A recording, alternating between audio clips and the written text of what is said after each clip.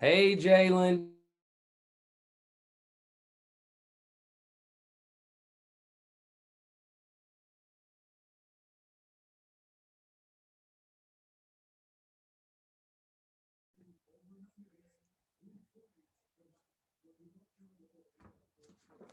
Hey, Jalen, how are you?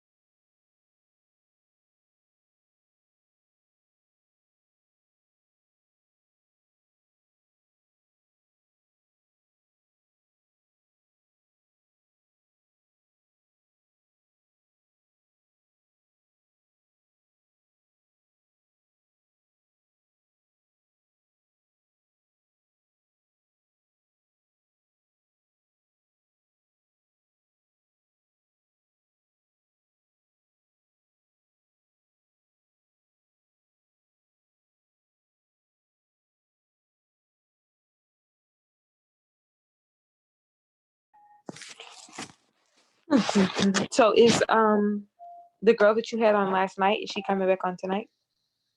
What you what you like hearing her over me? No, that's not what I said. Yeah, she's going to get in. We're gonna try to get back through that part. I mean if like I said, if it's more to it, past her time and things like that, you know, trust and believe. I'm gonna make sure you get it all. I've already put in if we had to do, I mean not even if, I mean we try to crunch it in, but I've already put in for going into next week for us to already get some days in. Um Thank you so much. oh yeah, but ours will be in the daytime. Next week? Yeah, you got work all day. You got stuff to do during the No, daytime. I just need to know ahead of time because I have my VA appointments next week.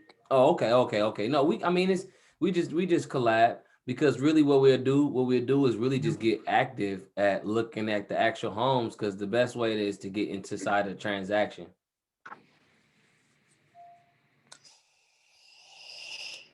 You know, did you find anything about some zip codes? Yeah, as a matter of fact, I did. Let me write them down because that's what I'm gonna start searching.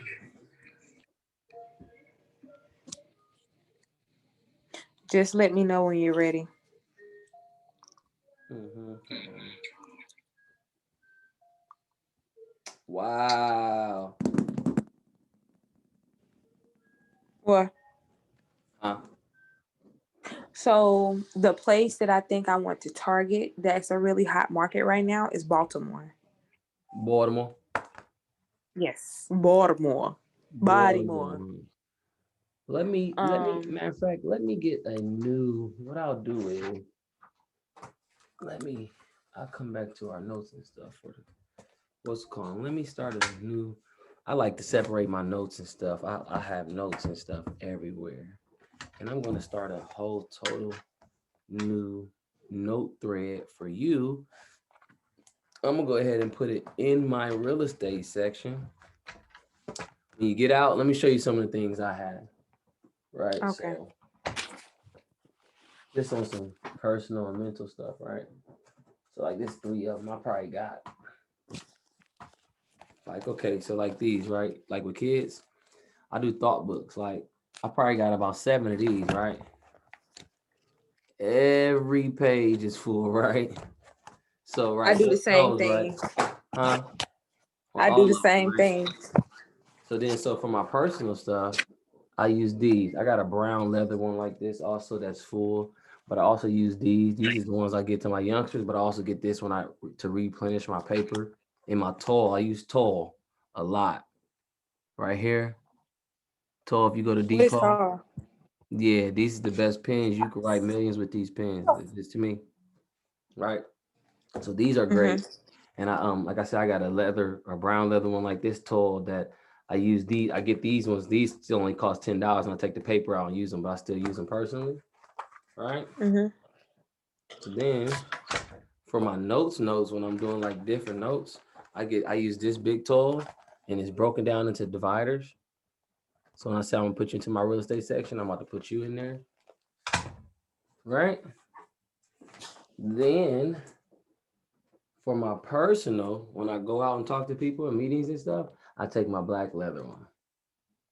So Okay. like when you going over the doing your presentation and stuff, you come in, when you come in with that business and you come in with this type of shit, you know what I'm saying? You formidable. Yeah, you look real professional. It's You look all official. about looking professional and being professional. That's my next book that's coming out, 13 takes to be a professional. I got the 3 takes to be great in Perception real is estate. reality. Huh? Perception is reality. Yeah. I got the 3 takes to be great in real estate. And I got the 13 takes to be a So what are these like self-help books, ebooks? do I buy them? Yeah, like are they ebooks? For mine? Yes. Yes. Okay. Yes. Well, yes, definitely. I'm about to say, do I buy books? Yes. I'm looking at my bookshelf right there. I got plenty of books. I got books. I got them. I got them. Actually, let me show you this. Show you how formidable I am. This is how I passed my real estate exam. You see how thick that is?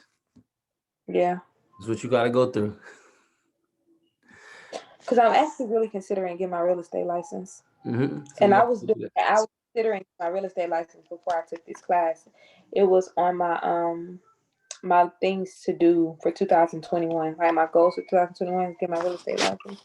I just put it on pause because I didn't know exactly where I was going to be located at for how Right. long with me getting out the military, and I didn't want to get my license here and then move shortly after. But it looks Especially if like it's I'm not gonna a be if here it's for not a state if it's not a state of reciprocity, you have to get it all over again.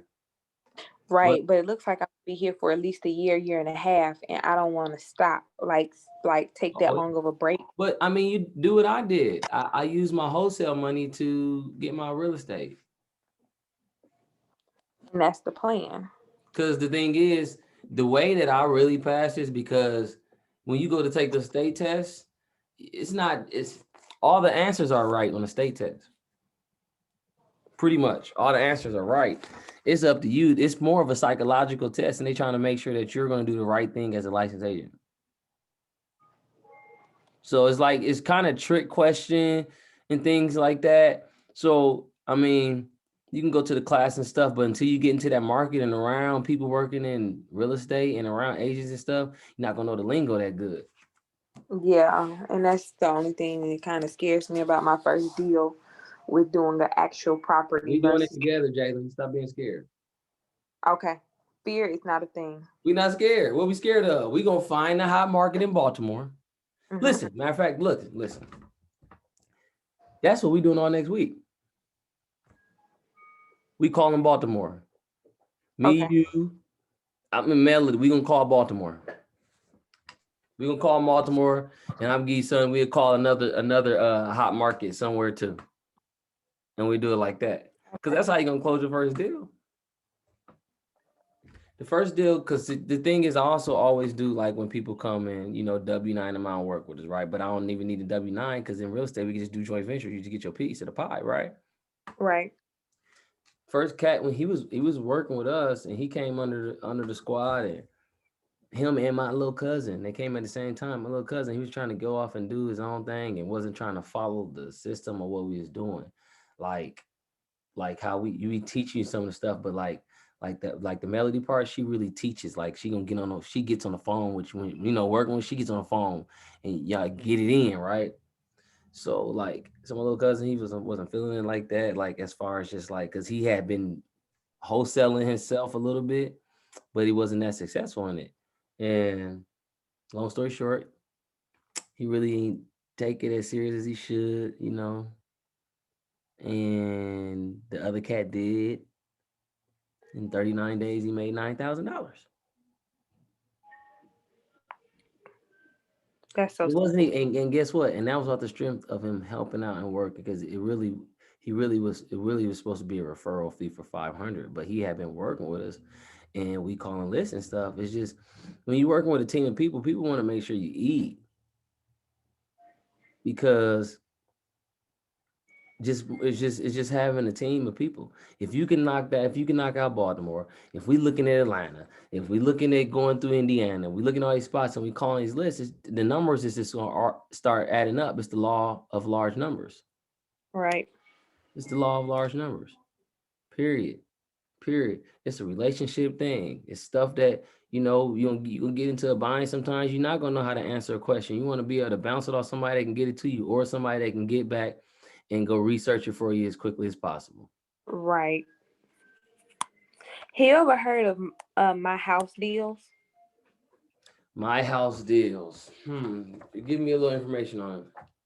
So, um, they basically it's kind of like what's the thing that we downloaded, prop stream. Uh-huh. um but it's like $250 a year, and they give you like the fail listings and the things that are coming on the market 14 days early. So just Really? like prop stream, yeah.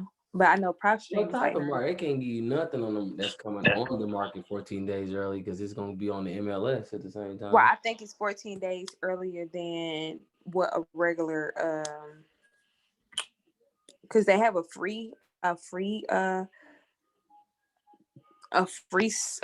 service, and then they have the paid one.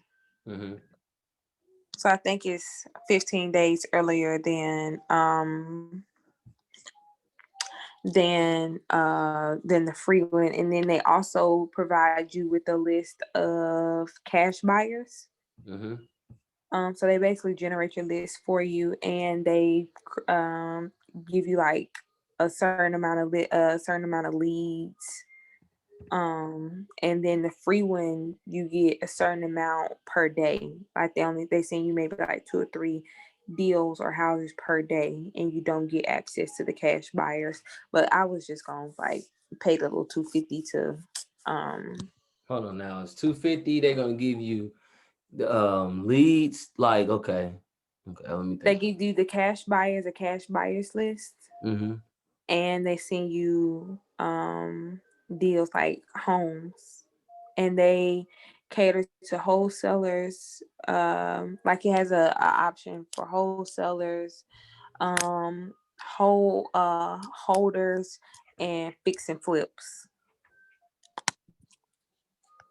And I just brought it up to you. I was like, You said it's called My House Deals. Yeah, it might be my house.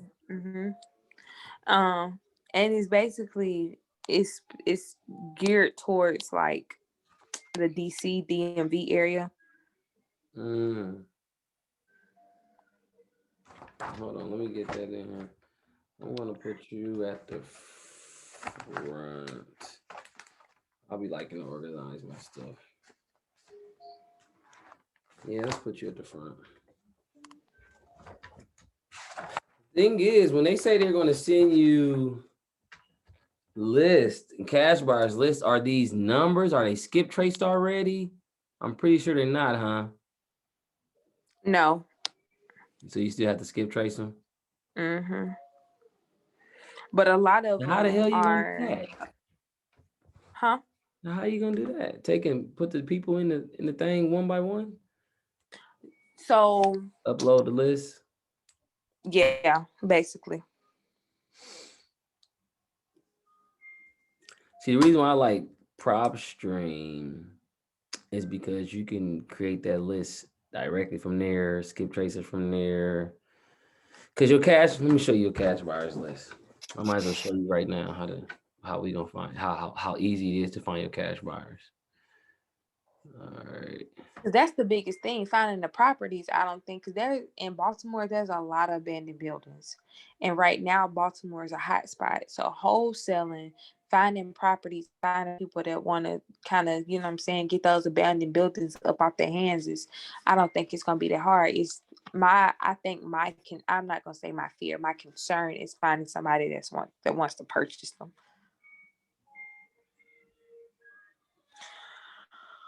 Watch this real quick. Let me share my screen. You already tired.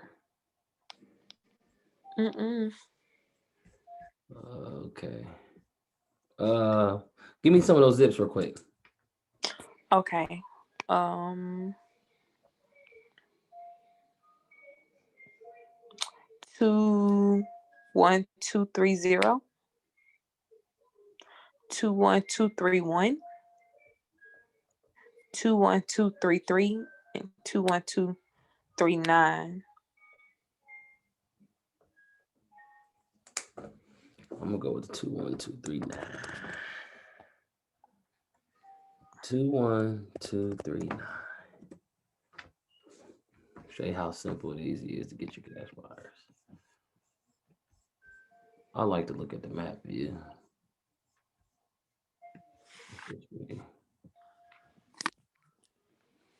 Boom. You got that? Show you how simple it is. Simple it is.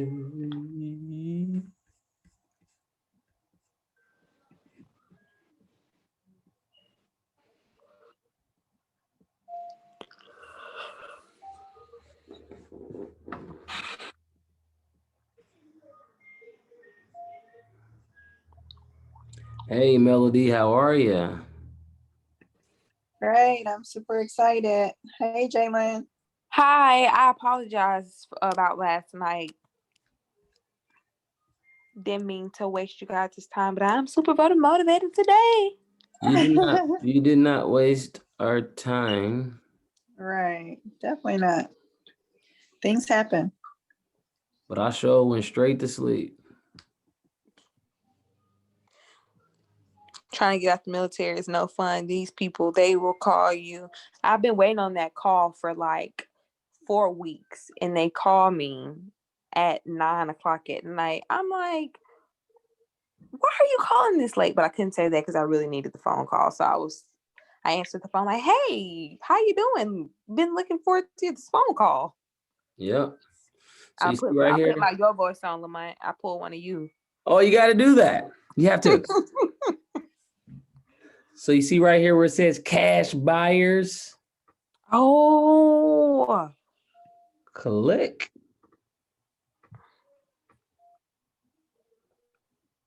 Well, so when you press this is what they're looking for. Like these properties they're looking for to be sold as with a cash buyer.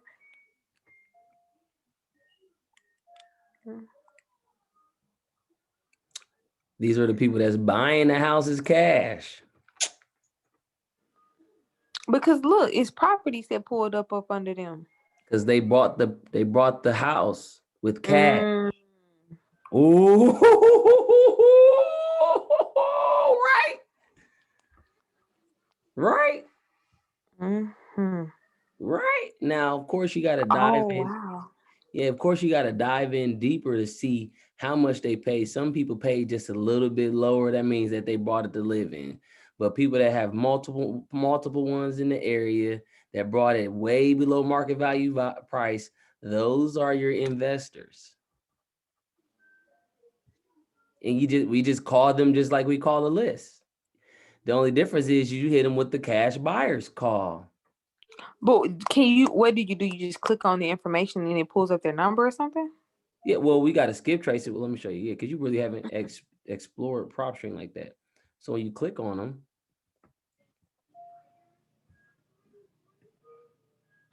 it brings up all the information on the home. Okay, so you can look at the pictures. So you look at this. If this was a cash buy, it looks like they either already fixed it up before they got it up and they still in the cash buyer list and about to sell it, or somebody brought it cash in that area at the price. Let's dig in deeper. It got all your stuff over your square footage, your lot size, the year it was built. Let me move this. I don't know why this is like this. Anyways, length of ownership, 5 years. Owner type, corporate. Let me get to that in a minute. LLC. So let me ask you a question. So are a lot of cash buyers corporate companies? If they transferred it over, those are the people we don't want to call them. Okay. Now, if it's too many and somebody's on their lot, we just have to look them up on the internet, the business, like you're looking the business up. But we're not skip tracing any LLCs, any businesses. Not gonna get it. This is in 2015. Had MLS. to do with a price that cheap. Yep, list price $289 in 2021. So they brought this in 2015 for 110, fixed it up, probably lived in it, fixed it up. They're selling it for 289. That's an investment. You see that? Yep. Brought it for 110. Sold it for double that. Sold it for 289. They just sold it in February. Yeah, no, a couple days ago actually. Yep. That's real estate in a nutshell. Buy it low, sell it as high as you can. Anyways, back to the property details. We're gonna have to get somebody that's not corporate. So this is the name of them. If you get lucky at PropStream, sometimes they'll give you the old history of other people that was on it. It just depends. And if you can't, we'll go to the assessor's office. We need to look at this. We'll find the assessor office in Baltimore. Melody, Okay, so Melody, if you have your hands free, you can let me know if you could try to find the assessor's office in Baltimore for us. okay, what does the assessor do? Well, that's all your property detail. That's all your property information. Owners, lot sizes, how much it paid for, the taxes. That's your local. It's not a website we can go and live and look that information up. The Baltimore assessors. The assessors, you got to go for the county. Okay. So let me go back into this filter real quick. Even though we got cash buyers right now, so we want to put that property characteristics to not property characteristics. I'm sorry, owner characteristics, owner info to individual, right? Yep. Knocked it down to 326. Let's look at Wolf Trap. John Patterson, John and Catherine. They're either a couple.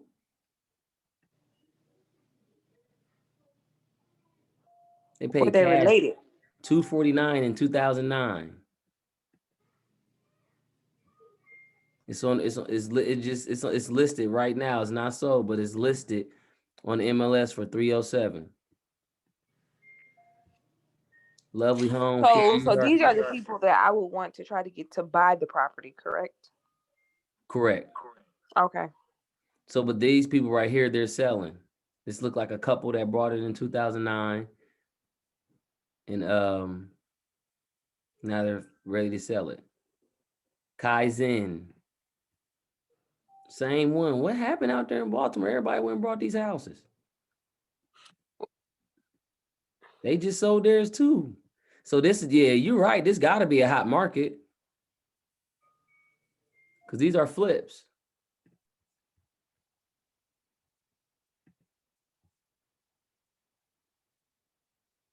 Jalen's out of here, ain't she?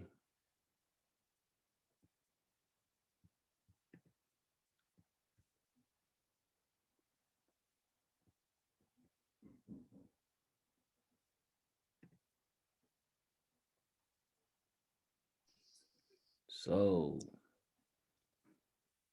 How much did it sell for? it doesn't have the sale price, but it just sold. They bought it for 160. Whoa. 2020. In 2020, so last year, they bought it for 165. And if we're looking at that, the price range, that these other houses in zip code, they sold for 300. Look, how many bedrooms is it? 2 bedroom, 1 bath. So 165 probably went a little lower. Nice. Right? They just bought this last year. Jalen, are you back with us? Yes. So we just saw this one that they brought. This was a flip. So this is definitely an investor. Edith Ramos. They brought it in last year in May for 165. Now it just sold on the MLS. They didn't give the number, the price.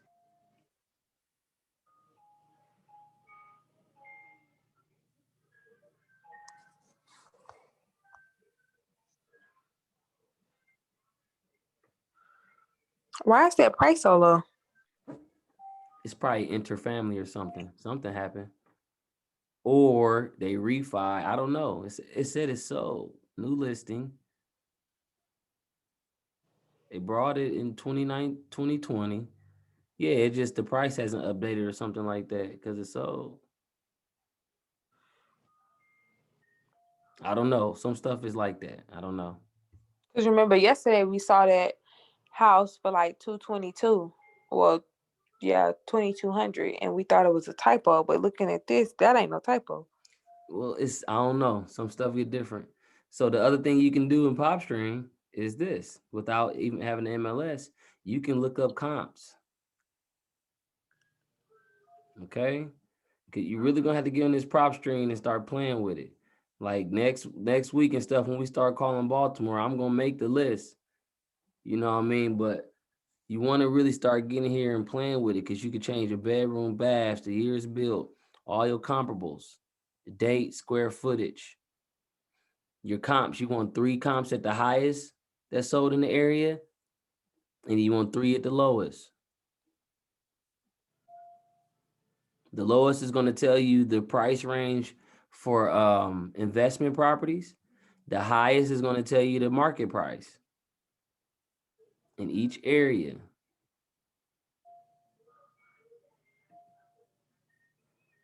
This is definitely a hot market though, because every house we seeing just sold.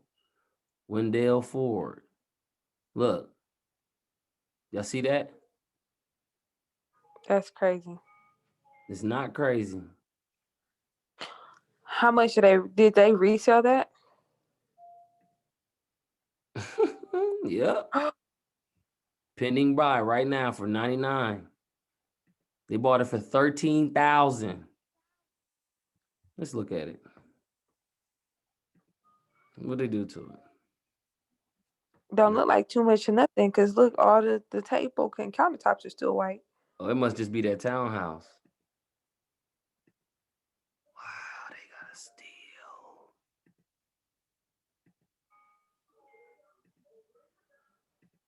And they made a big ass profit too. Hell yeah. How do you pay taxes on the money that you make from wholesaling? It's up to you. Your Let me do title my first company, deal. your title company reports it. So do you got to pay like the 30 or 40% off the money? It depends on how you make your wholesale deal. If you make it as an individual or a business, you'll be taxed differently. If I make it under my LLC, I'll card as an individual, right? It's gonna be more for an individual. Right. So I should make all my wholesale deals under my LLC, so I Correct. won't be taxed. That's why we set the business up to start.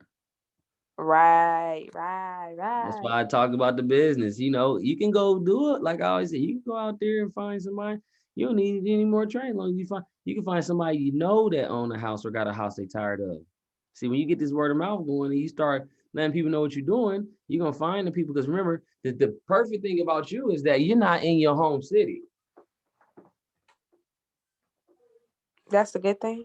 Yes, because you're not gonna have people that's feel a certain way about what you're doing, or want to talk about or bad mouth or say what you can or cannot do.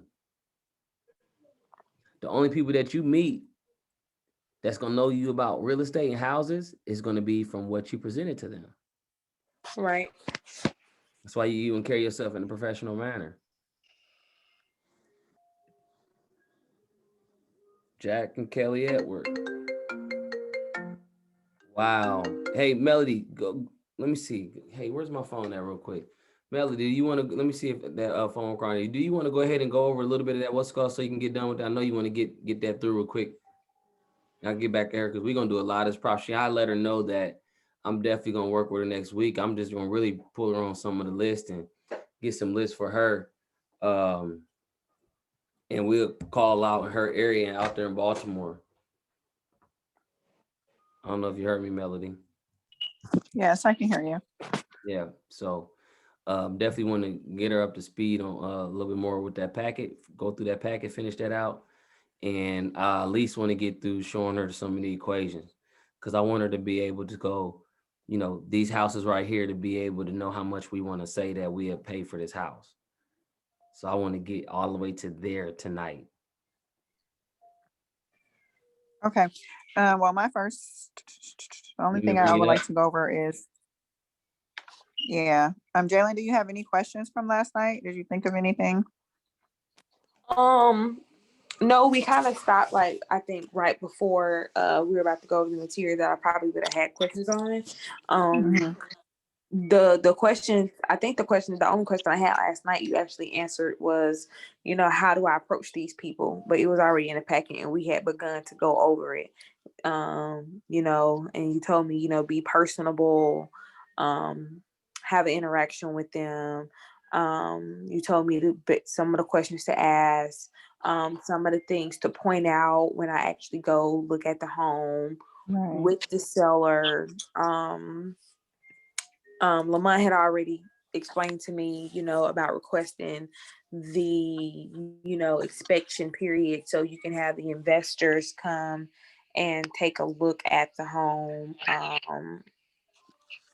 Yeah, so Okay. Yeah. So I feel like you guys literally covered a lot, and the main thing is catching them on the phone, making that appointment if you can, like we talked about yesterday, and getting over there to view the actual property. Because what happens is sometimes you call people and they don't even know that they want to sell the property.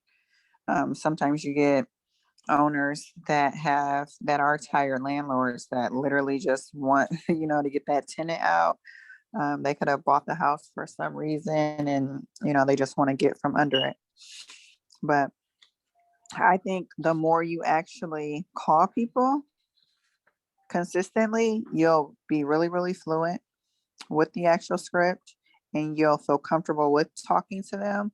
And you just have to do it, because obviously practice will just, make you feel a lot comfortable. Can you hear me? Oh, it said Lamont was sharing his screen, so I didn't know if you could hear me or not. Yeah. Um, and what else that I was going to say?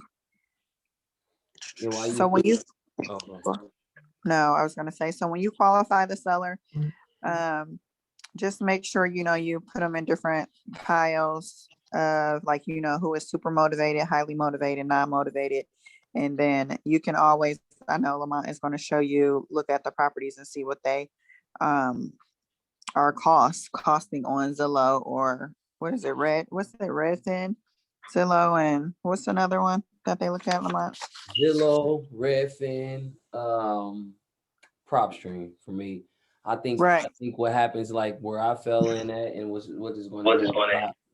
I think it was more because of my experience of being a realtor. When I started, I did go a lot in on those and had multiple ones and things like that. Well, what I was going to say is the reason why I said that is because sometimes before you go out to the house, not sometimes, but yeah, in some occasions, the owner will ask for the asking price of the house. That's what I'm telling her. What's listed, what they feel like is listed on Zillow, Right. or listed. that's where you only pay 70% though, right? Up to 70%. But see, that's for investors.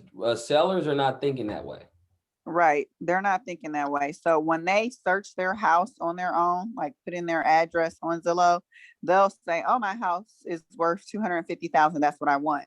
But mind you, when you went through that list with them and they told you that they didn't replace the roof, they haven't done any updates to the property in forever. It needs new windows, it needs new siding, it needs landscaping. that would be the cost of the house if it was completely finished. You get what I'm saying? So you want to have to remind them that that price is listed at that number because that's the house completely finished. Because sometimes they'll just really be like, no, my house is worth this much. And then, you say, no, that's what it would be worth with all those updates. Do you plan on updating the property? And you can ask them that nicely, not sarcastically, but are you currently planning to update the property?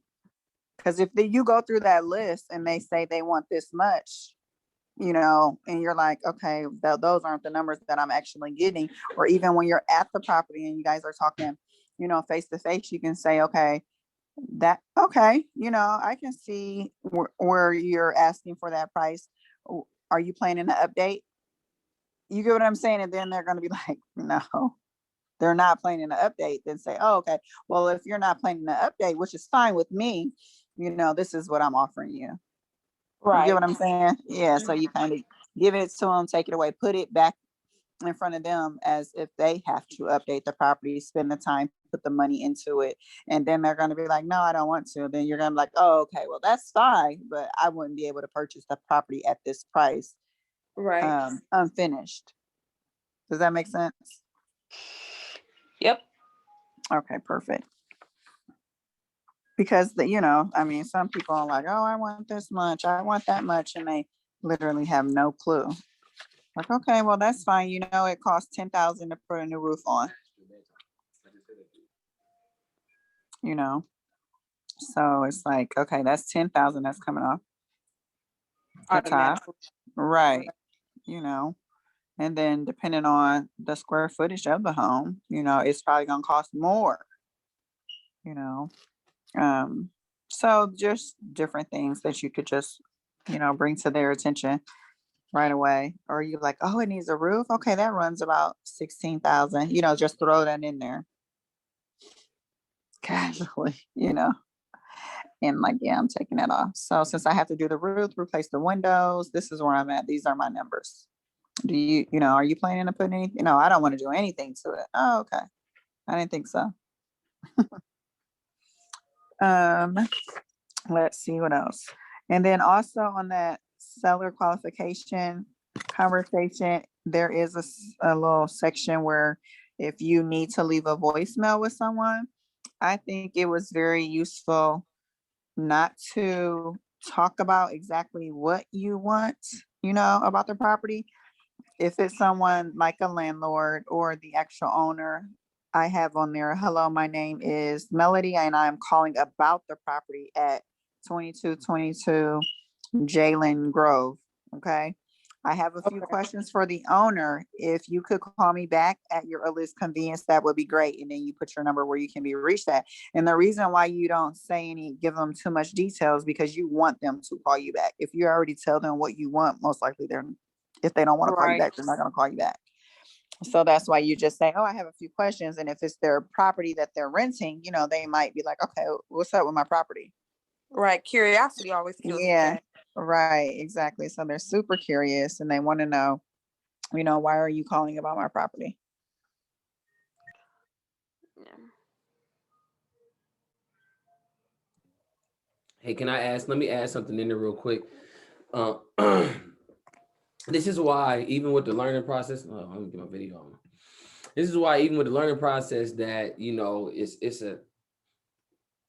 it's not something you jump just right into, because like the things that she's telling you with these sellers and all these you're going to have more than one conversation with somebody's house that you buy.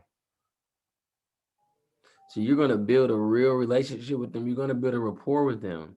That voicemail, I love that voicemail, that melody, I think she put that one together. I love that voicemail because they don't know if you're calling to sell their house or get them any money. They're calling you back on purposely so they can see what's going on with their property. Right. I love that. That they call back the most for that on voicemails. Okay, but like I said, these people, you're going to build a relationship with these people. You're going to talk a couple times. There's some people that's quick to sell their house real fast. You gotta watch it and make sure that they not selling somebody else's house.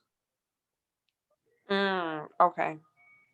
My first matter of fact, Melly, you talk about the first deal. My first real deal didn't go through because someone was trying to sell somebody else's house and it was in litigation. Wow. I spent time on it and all that. Of course, I was fresh in it, so I wasn't like, I'm like, I don't know, take it down to the title company and all that. I want to make sure I got the end buyer and all that first. I'm not trying to pay $300, but come to find out, she couldn't even sell the house. She was trying to sell her brother's house. Wow. Did he Mhm. know she was trying to set the damn? That's why they was in court. She was trying to get some money out of me to leave the city. Yep. So that was one big whole ordeal. Melody, are you good on that? Yeah, I was just going to say, so definitely, don't be in too much of a rush to get it done. Make sure you do your due diligence because, like he said, that would have been a mess.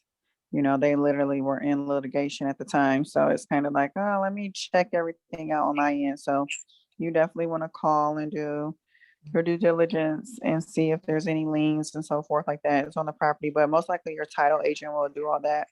But you can do those things as well to check to see if there's any code violations on the property. Right, code violations. It's a lot of things. That's why it's always getting into a transaction. Just to give you a heads up, Melody, Jalen, we will be working with Jalen, so you will be, doing some one-on-one with her as far as training on calling. That's nice. I'm excited. I like training on calling. I like calls because you get the people that are super excited, nice and pleasant. Then you get the ones that are just rude as all get out, but whatever. I don't even care. I just call the next person. Yeah, Okay. it doesn't bother me. So this right here, the transaction sheet, usually right here, this one, you want to go through the transaction sheet, Melody? Let's go ahead and go through that so we can get it. Let's get it cracked. Let's get it going through because we gotta. And then so the last sheet here is a transaction checkoff sheet. And basically it's the property profile sheet. It's very important I that don't see anything. It still says Lamont has started screen sharing and it's like a loading button. right. Oh, okay. Do you see that too as well? Or is it Yeah, I mean earlier, yes, I did see that. Can And y'all on see it that now? main screen, it does. Did you send it to her in her email? Yeah, but can y'all see it now? I can't. I Yeah. see you. Pull it up with pull up your email with the questionnaires. Okay, Uh, one second. Let me go all to right.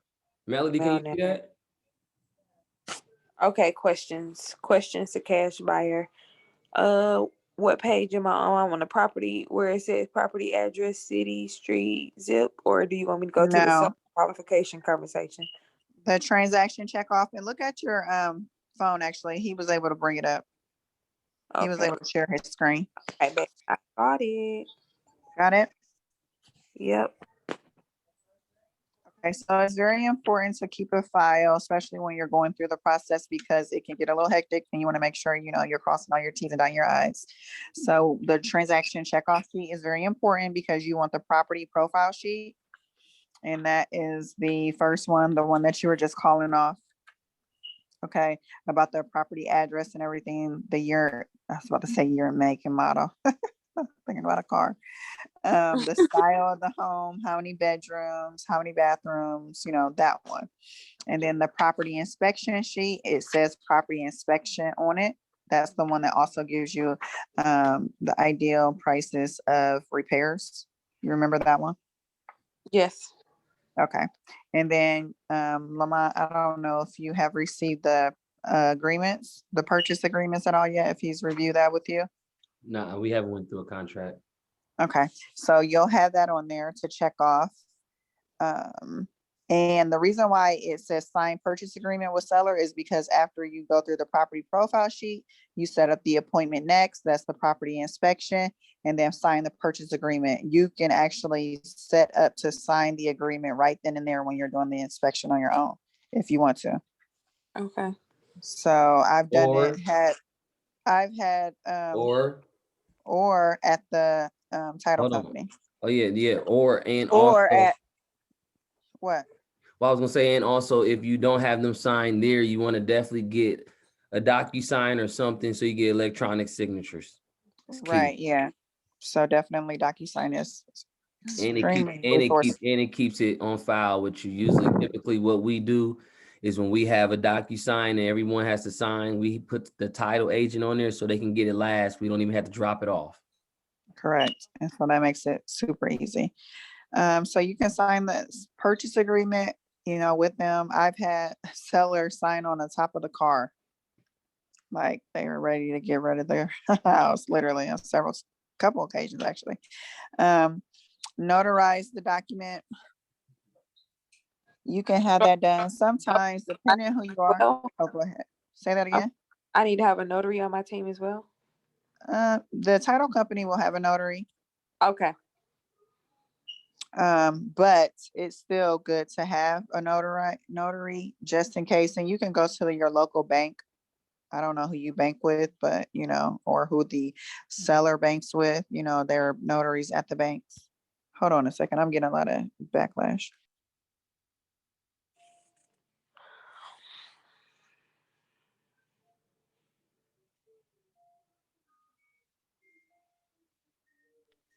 Okay. So with the notary, depending on the seller, sometimes they feel more secure with the notary. Does that make sense? Because they're signing an agreement. So you're really just doing it for their comfort level. That's it. That's the only reason why you're signing a notary, using a notary, because it just makes them feel better. You get what I'm saying? Because sometimes it's done at the bank. Sometimes people don't feel comfortable with signing a document agreeing to the sale of their home outside of their house, so you just make it a little bit more formal. And it Yeah. just depends on who you have. Everyone's different. Some people don't mind at all. And some people you kind of already know, like, oh no, we can after we walk through the property, we can meet at your bank and we can have the notary sign it. I mean the notary notarize it. You get what I'm saying? Just because it just makes them feel like it's more professional Yes. and they feel secure. Um, So you always want to have two purchase agreements because you're going to give one to the seller and you're going to keep one for yourself. So you don't want to show up with one agreement. Okay. Okay. Um, I'll probably print off a couple extra copies, right. just So just have a folder, I would have a folder with everything in it. So you're not like, oh shoot, I forgot this document or I need this one. Or you have everything that you actually need when you're going out to the property. Mhm. You're after everything is pretty much signed, you're going to pay the seller EMD, and Lamont will go over that when he goes over the contract, and that's something that you would drop off to the title agent The as earnest well. deposit. Yeah, We yeah. talked to him about it a couple of days ago, like a little bit about it. Okay. So yeah, you know how the buyer will pay you an EMD, you actually pay the seller an EMD too. So it's the same thing. Does that make sense? So now you're in the place of the buyer because you're getting it from the seller. So you just switch roles on that That's end. and Lamont was telling me like some sellers be like, I want $1,000 of EMD, and you tell them, oh well, I don't want to do that because we're already buying your house in cash. Correct. So we are not. He said anywhere from $100 to $200 for EMD. Absolutely. Right, but Absolutely. now let me tell you this. Let me get into one thing. Now, if you're going for a cash buy house on somebody that's selling you, that's saying 250, 300, they may be like bullshit. You're gonna have to put 5,000 down. If you talking about you're gonna spend 250.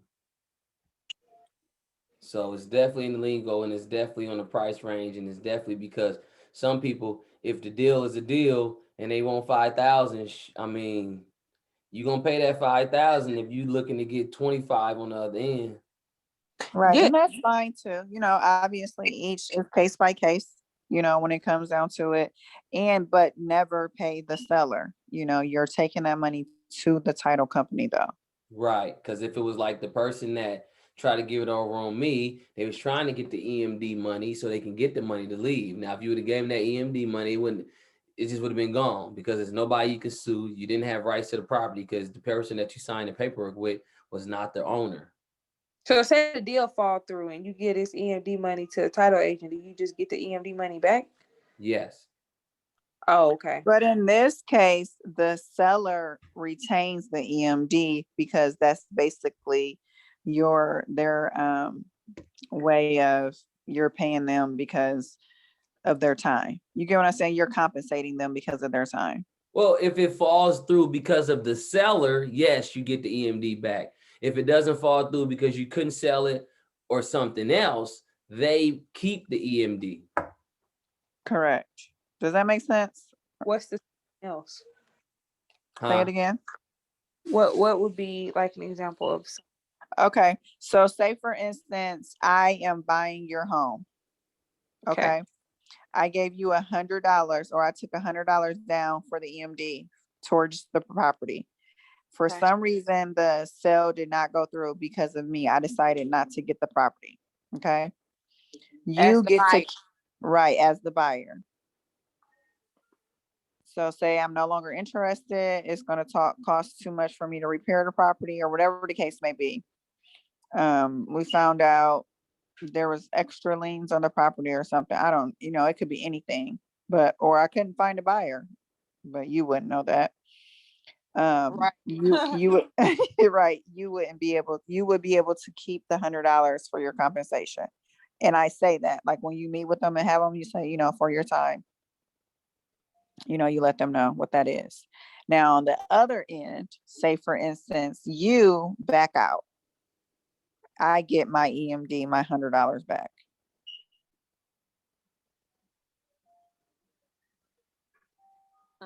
Okay, makes sense. And you like, for example, they say, you know what, I changed my mind. I don't want to sell my house today. Right. Then I But they can't do that. They're actually in contract. So they can't just walk away like that. They can't, because basically, like if somebody else contacted them while they're in contract, they have to wait out that X amount of days. Because in your contract, it'll still say how many days you have it under contract for. So they can't just say, oh, tomorrow I don't want to do it. They're in contract with you. So they're obligated to sell the property or they wouldn't sign the paperwork. You get what I'm saying? So that's why you are getting them to sign that purchase agreement. makes it. So there really isn't a deal if you don't have a signature. So people can say whatever they want to say. Yeah. Or give them EMD. That locks it in. And I mean, you can even do it for $1. Yeah. It's just the exchange of money. I wonder what type of seller will let me put $1 down in EMD. People that aren't money hungry, really doesn't matter. They're not really, I ain't gonna say money hungry, but some people, it's no big deal because like they understand that you're buying the cash. You know what I'm saying? Yeah. I mean, there's deals that we've done that we didn't put any AMD down. They're not pressed for it. Oh, okay. Yeah. So it just literally depends on the person. Okay. So pay the AMD, assign the contract. So now you've had your buyers come over, evaluate the house. You're assigning your contract to the end buyer. And they're going to put their EMD down as well. And I actually have another form that I'll get to you that basically goes over in detail the process for the actual end buyer as well. Okay.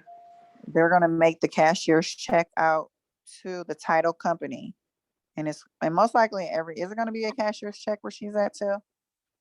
Most likely it will. Most likely, or wire.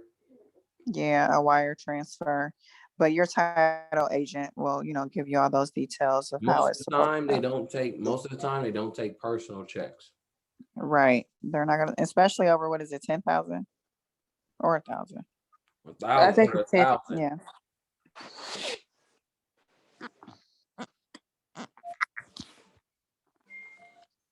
And then you turn, and sometimes people give you checks. Was it our first or second one? The guy came with the whole check to us. Yeah, he wrote it to us.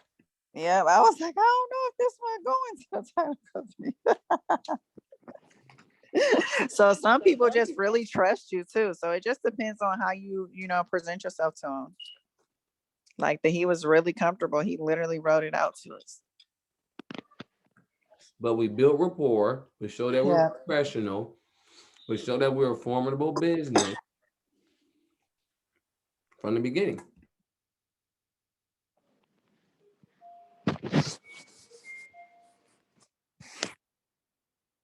If you're in conversation with owner, you tell them you're going to call them back at 3:00. Make sure you call them back at 3:00. You build that rapport, you keep it, you hold your word, and you just remain professional the entire time.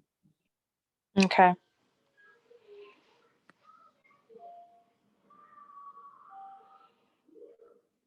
Another way building that relationship with people is one of the ways to get with people or to get into talking about their house is sometimes you can talk to people and just say, hey, would you like a free evaluation of your house? Okay. Hold on, let me write that down. Mm-hmm.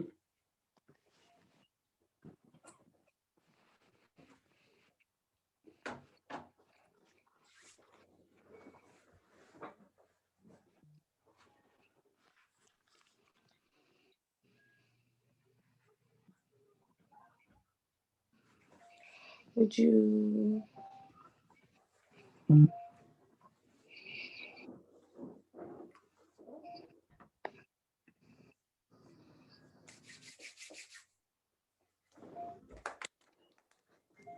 Okay, and if somebody asks me would I like a free evaluation, would I like a free evaluation of my house? I'm going to say what comes along with the evaluation or what are you evaluating? And then would my reply be back to tell you the value of your house or to see how much you're willing to accept in cash for your house? What would I say back? I mean, after the evaluation, you're going to tell them that, but I mean, some people because if sincerely somebody just asks me, need can they help. evaluate my house before I let them evaluate my house? I want to know why they want to evaluate it and what they're evaluating it for. I mean, like it's per person. It just depends on how that conversation going. Because remember, a lot of these people, when I'm looking at lists, when I'm calling the list, sometimes I'm calling this to be calling, but sometimes I'm calling a specific list and I know exactly what their house look like. I know exactly what's going on with it. I know exactly what's going on with their situation. Like I said, we solution based. I always look for multiple ways to bring value to a person, especially a seller.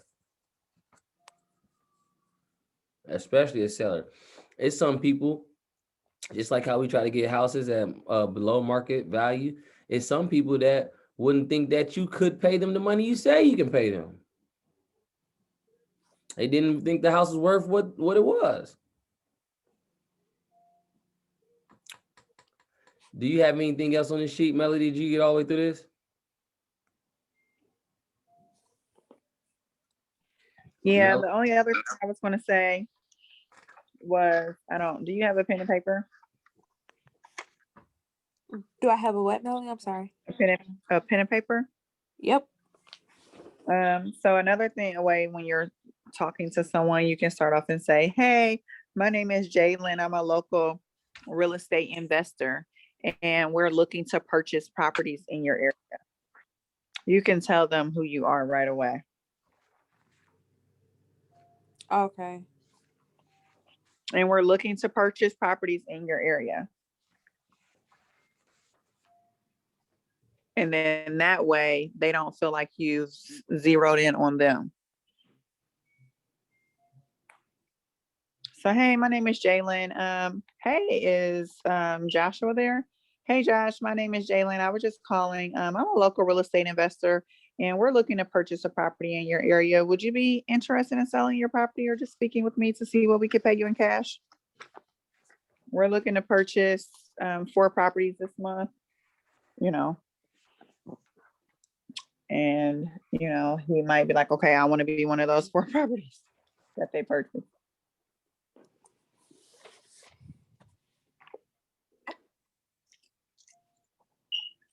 And if you want me to repeat that, I can.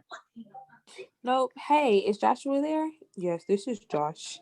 Hi, I'm Jalen Powell with MBW Investments. I'm currently a new investor in the area and was looking to see, hold on, let me start over. Hi, is Josh there? Yes, this is Josh. Hi, my name is Jalen Powell with MBW Investments. I'm a new investor in the area and I was looking to see if you were interested in possibly having your property purchased. Sure. Remember, read the script. Oh, I'm not on the script. I was just writing down what she was telling me. I'm not on that page. Sorry. Well, I'm gonna say if you write it down word for word, just saying if you're interested in having your property purchased down, don't sound too tasty. Okay, I'll rewrite that. Wait, hello, my It name is almost Jay it almost Powell sound with- like it almost sound like you put them in the mode of if they need you. They don't want to know Hi. they need you until you're done with your presentation. Okay. Because if you tell them they need you, they may get abrasive. Yeah. So Okay. I'm a local real estate investor, and we are looking to purchase properties in the area. We're Mhm. looking to purchase property in the area. Okay. Yep, in the area. In your area. Would you by chance, in your area, the area, it's all the same. Would you be interested in selling your property or just speaking with me to see what I could pay you in cash? It's kind of like, would you? Mhm. Oh, no. And then it's like, oh, okay.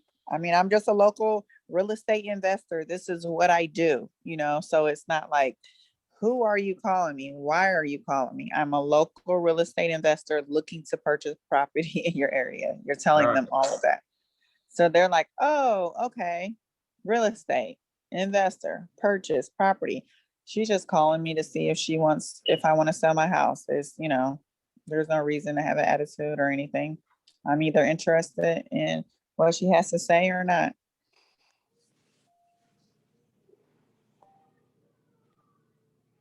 Beautiful.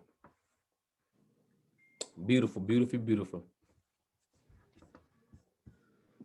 But that's pretty much it. I think that's the last on the transaction checkoff list. Let me see here. I mean, I would say Yeah, Jalen it got is. some like during the whole talking with people, write it down. Because Melody went because like I said, you already gonna be working with us next week. She got a whole how to call training that y'all be doing. Okay. So yeah, I would be doing that together.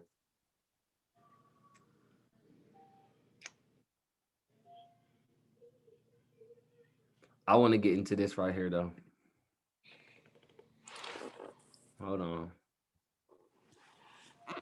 Because this is where we're about at right now.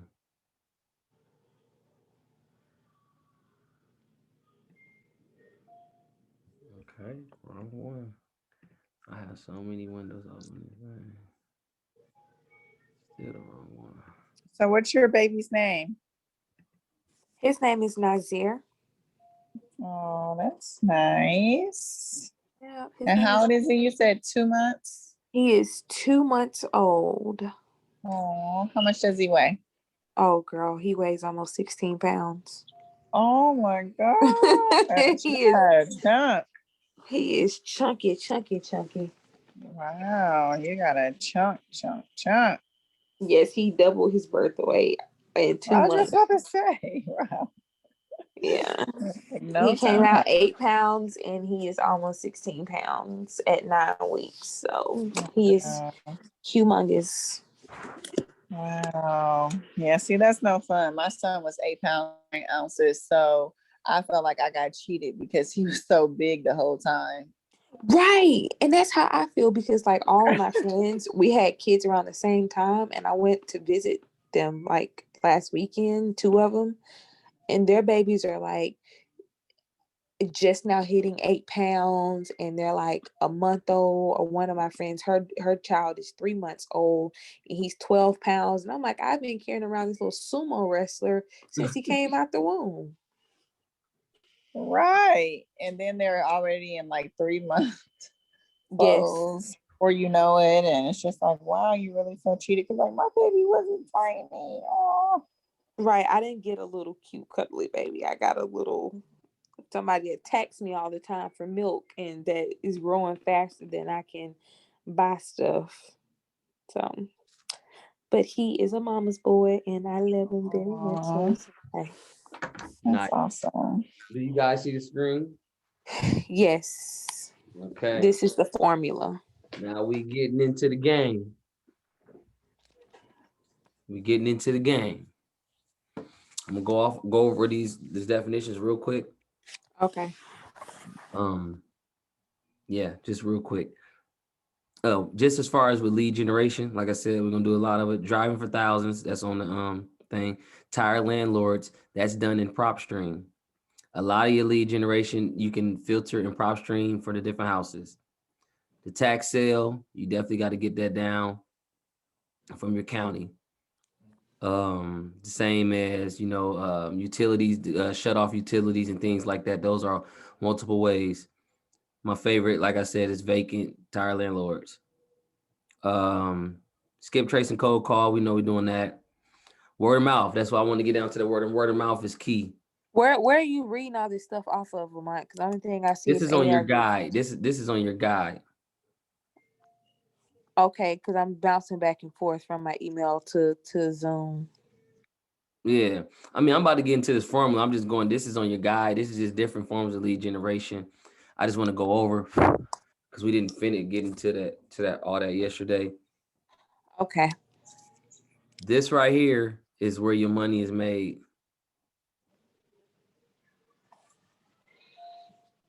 This formula right here. You don't have to make it harder. This is it right here. Once you figure out how to plug these numbers in, there you go. ARV, after repair value. Until you get comfortable with knowing the market and how much the houses is going for, an agent is gonna help with that. But that what was that, the 21239 that we were just looking at, we can say that the ARV is roughly right at about between 3 and 350, depending on the house, the size of the house, right? Would you say? Yes. About 3 and 350 out there. Right. So we can actually find the comps that's on PropStream to get the roundabout number. When you say comps, what do you mean? Comp. What is that? Comparable properties. I'm sorry. Comparable properties. So when you comparing properties, you compare them to the same 3-bedroom versus and the 3-bedroom, ranch style and a ranch style. You don't do a ranch style and a In a townhome. Right. Yeah. You don't compare those two. Okay. You don't compare them. Comparable properties is within, within, 200, 300, 200 to 500 square feet, built around the same time, year, all that. That's a for real comp. Okay. PR is your purchase ratio.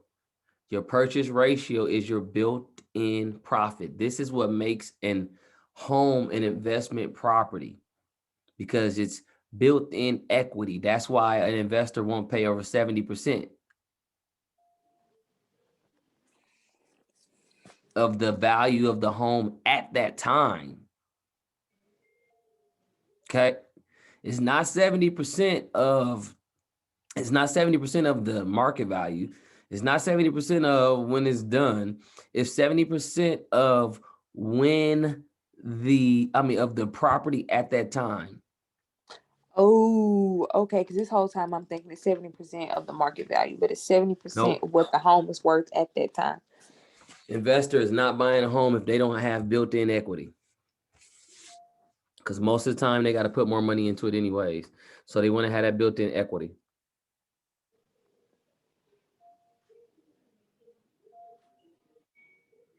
So I'm Okay. saying, and I'm saying 70% because that's the max.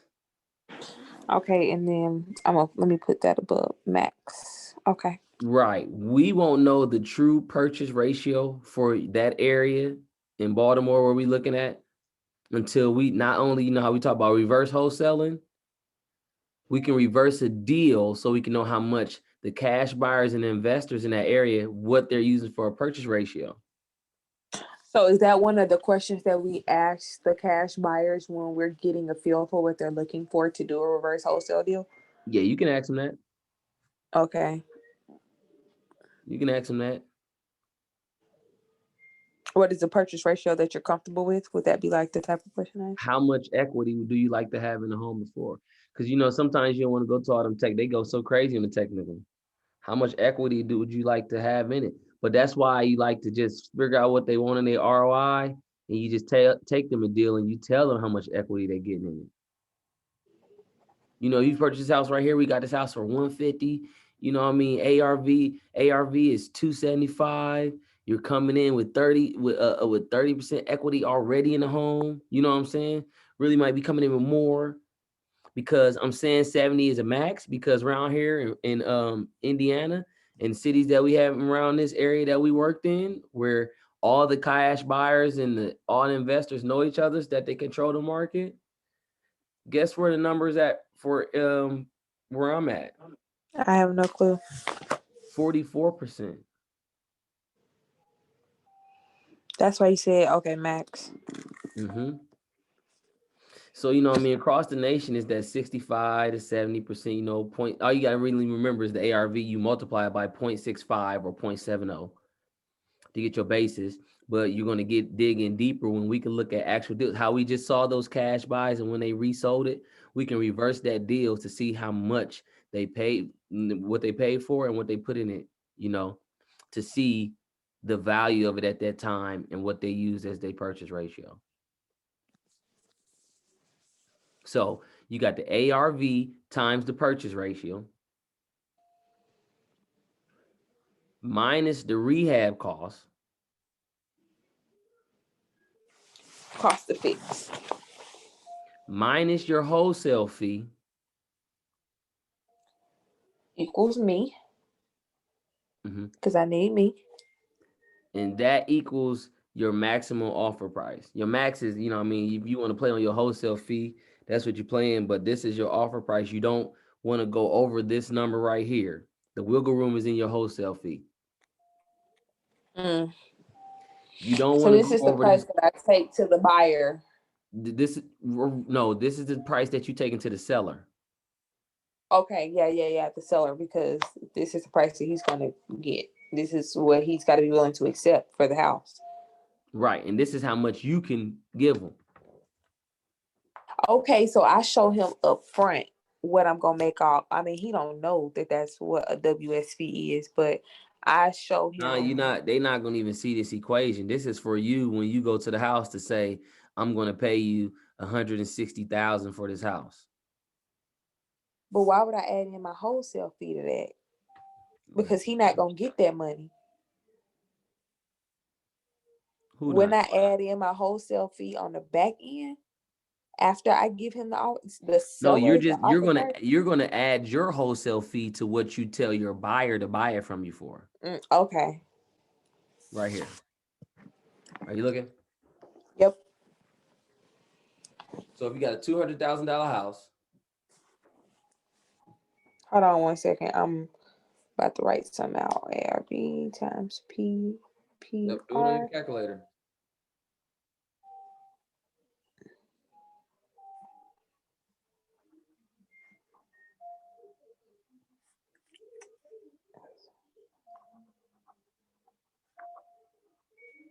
No, I'm writing it out. Like ARV is, so I'll know like what the numbers are.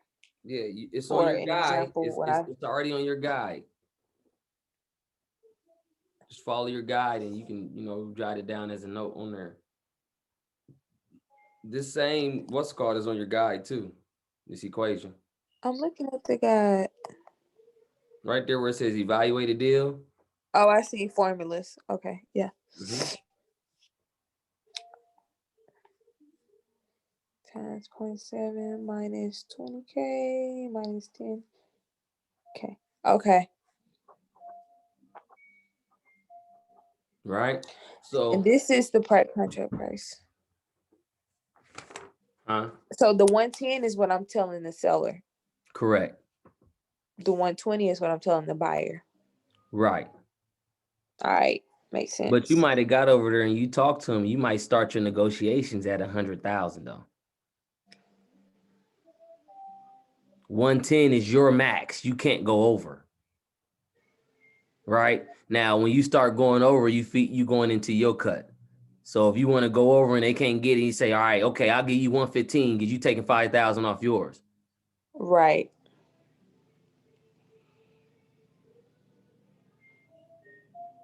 Because you already know your contract price is going to be 120 to an end buyer. Because that's what they will pay. This is because what you're finding out. The reason why you take the wholesale fee off, that's your money. But the real Right. thing that you find, if you take the WS part out, you have to look at this thing as you being the buyer at all times. So you got to look at what you would pay for the property. You're going to say, okay, you got a $200,000 property. All right, I'm gonna do. I guess it's a nice property. I'm gonna do 70%. It's a nice little neighborhood. It's pretty competitive because sometimes in wholesale you got to give a good price because other people are asking them, are giving them prices to buy their house. So you want to sometimes come with a competitive price, not always be the lowest one. Makes sense. Just got to make sure your numbers tight. So you're like, okay, this house 200,000. I'm gonna put my 70% on it because I ain't about to pay 100% of it. Rehab is 20,000. All right, shoot. Well, shoot. It's gonna cost me you know what I'm saying? Yes. Boom. Your wholesale fee is just to have some on there so you can make you some money off of it by middlemaning it. But your play is you're the buyer the whole time. You Of looking at course. if you're purchasing this property. So it makes sense. If it makes sense for you to purchase it, it makes sense for somebody else to pay you for it. If you got the room in there for them to pay it. That's why you're negotiating it down to 110.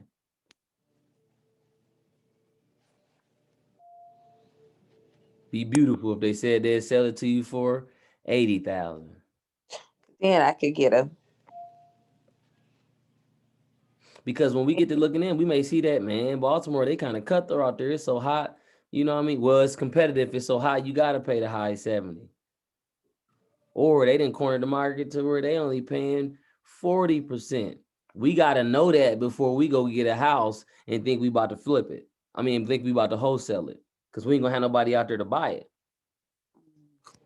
Right. And if we sit up and we got a house that's, a nice one that we can get a $30,000, $40,000 spread, we may put a decent EMD down on it. We don't want to get caught with our money out there for no reason, just because we didn't know that they're not going 70%. That's too high for their blood out there for the investors. They don't care. They corner the market. Like I told you here, you got mugs that's going at 44%. 44%. They taking people houses. That means that you paying people 44 cents on the dollar for their house.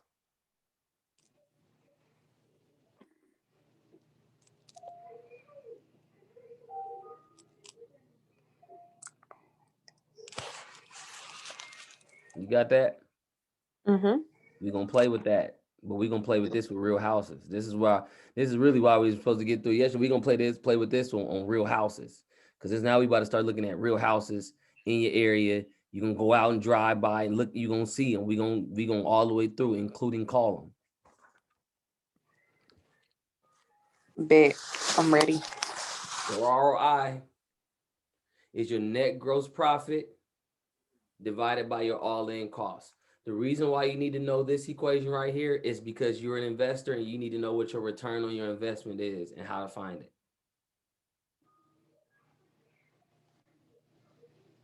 And this is also how you're going to know what to tell a buyer, because you're going to tell them. Sometimes you have to tell them because they'll play with you like you don't know your numbers, but you have to tell them like, oh, no, yes, a $10,000 fee on this. This does award a $10,000 fee. I'm giving you 40% equity into the home. You only have to put $20,000 $20,000 in repairs in it. That and I know that. I know the market value, the ARV for this area. The return on your investment is going to be 12, 14%. When we talked to my cash buyers, you said you like to make 8%. So I got you at 14% plus my $10,000 a wholesale fee. Now you tell me where the numbers don't add up. You tell them that, oh yeah, you're right. Or you can be like, oh, you just don't want me to get my money. So I'm gonna take this deal somewhere else. No, do that. No, do that. You're right. Your numbers are right. I am getting 15% back. Maybe I looked at it different. Nah, you ain't look at it different. You ain't want to give me that money. You just greedy. Sound like it. Greedy. I couldn't add. I don't know what was going on with the slide, so I'm gonna talk it out. Okay. Mm-hmm. We're gonna do it. So just let me know if I need to slow down.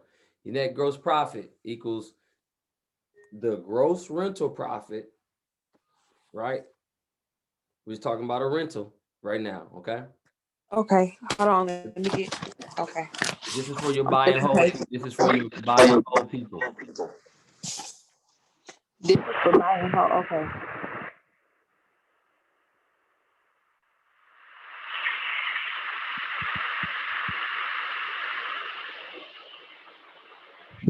Hello. Yeah. I wonder if I can write directly on the screen. If you're sharing content, you should be able to.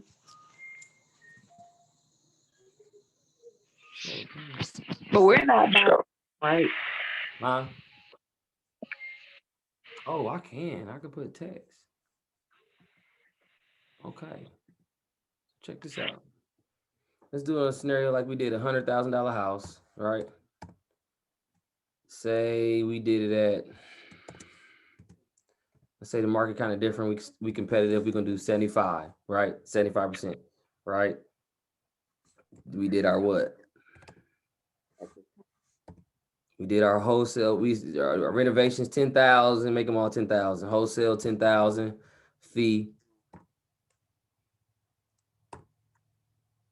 That's gonna equal what?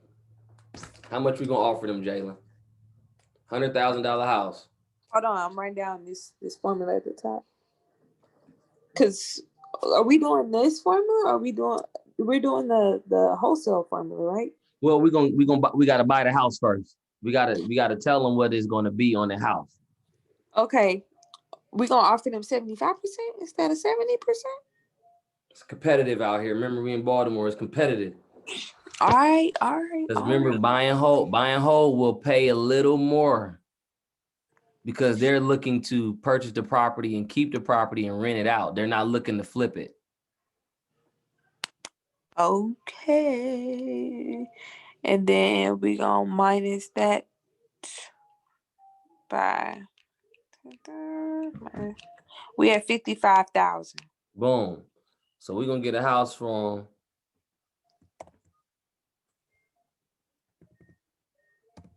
we got them one of them houses. Right? Boom. Yeah. What will we tell the seller? We're gonna tell the seller this is 65,000. No, we're gonna tell the seller it's 55. We're gonna tell the buyer that it's 65. Oh, yeah, okay. But this is what we'll tell the buyer. Can I get another text? Oh, here we go. How do I move this over? This is cool. Gotta pick it up. There we go. So boom. This is what I would tell the seller though on a deal like this.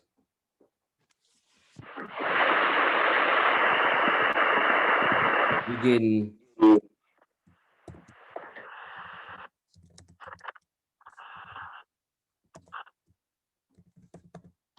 right. You see that? 25% instant equity. Mm-hmm.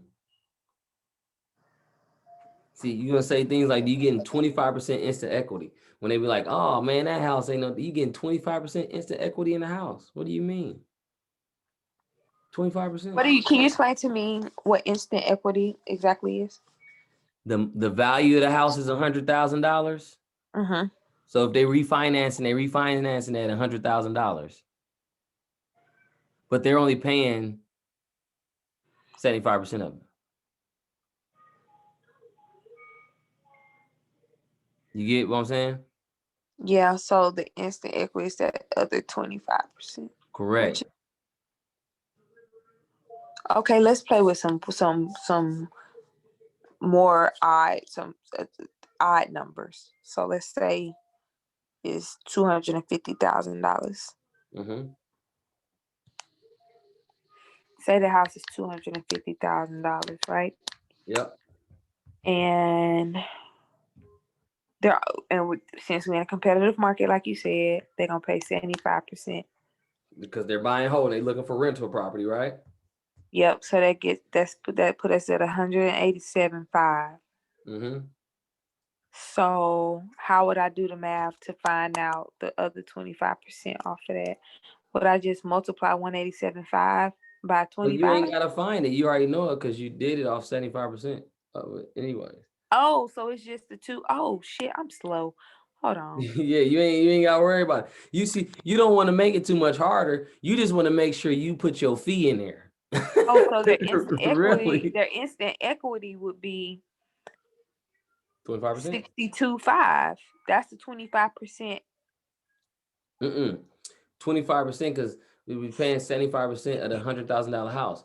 Remember, they got to put the money in for rehab and they got to pay you a wholesale fee. Your fee ain't really, that's just, they paying a fee for the house.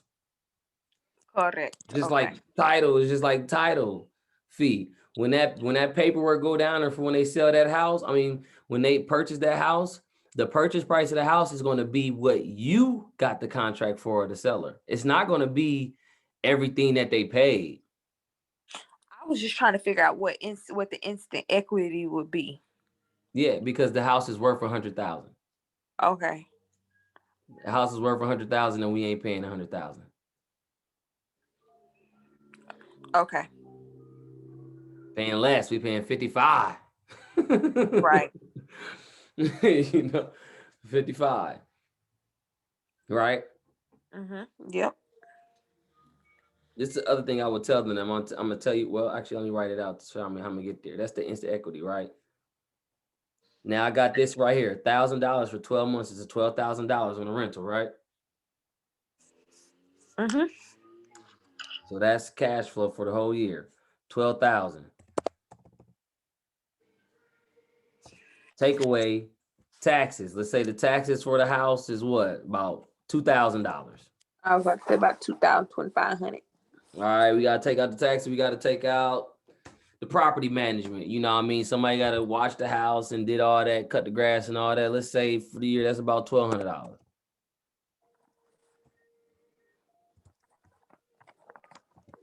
That equals, what's that? What's the math on it? Hold on 1 second. I'm writing down the other. Okay. Writing down the other things so I can have an example of it. 25% instant equity. Okay, 12. Well, let me go back to that. Oh, you already did the math for me. Yeah, you know what? That's it. Wait. What? Hold on, I'm trying to get this right here. So you got 12,000 minus the 2,000 for your taxes, minus the 1,200 for the property manager. Oh yeah, you had it up. It's $8,800. That's how much you make off the house a year. Right? Uh-huh. So now let's calculate it.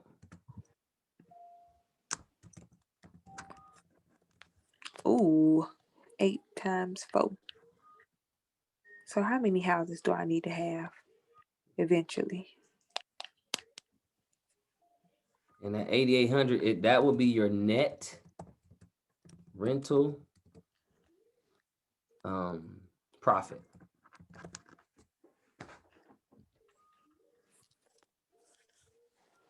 See, you turn into an investor now, Jalen.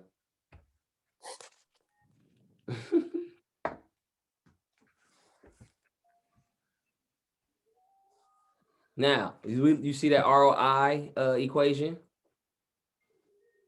Return on investment equation? Mm-hmm.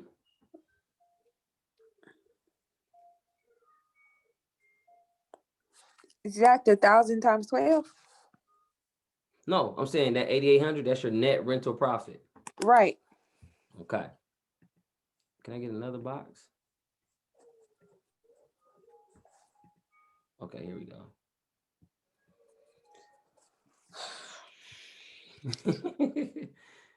You ready? Mhm. So you remember what the ROI was? Turn on What do you investment, think? 8,800. Okay, all right. ROI equals the net gross profit over the all-in cost. Where do you think we need to plug these numbers into the equation at? To find out what our ROI is. What do you think we need to do? What are we dividing?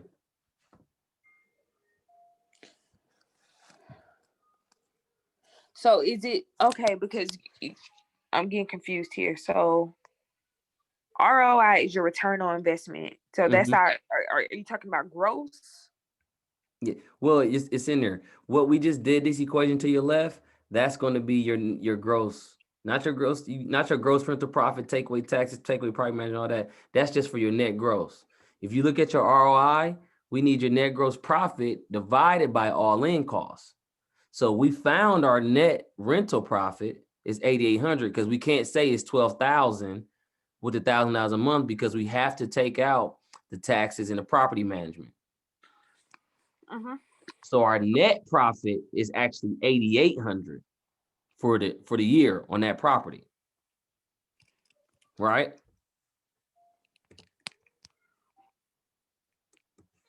You with me? Yeah, 1 second. Hold on.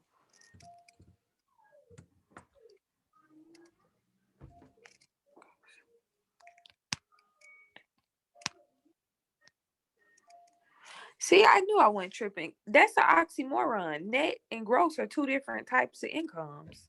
Gross is all. This is the net. Right, but look right there. It's a net gross profit.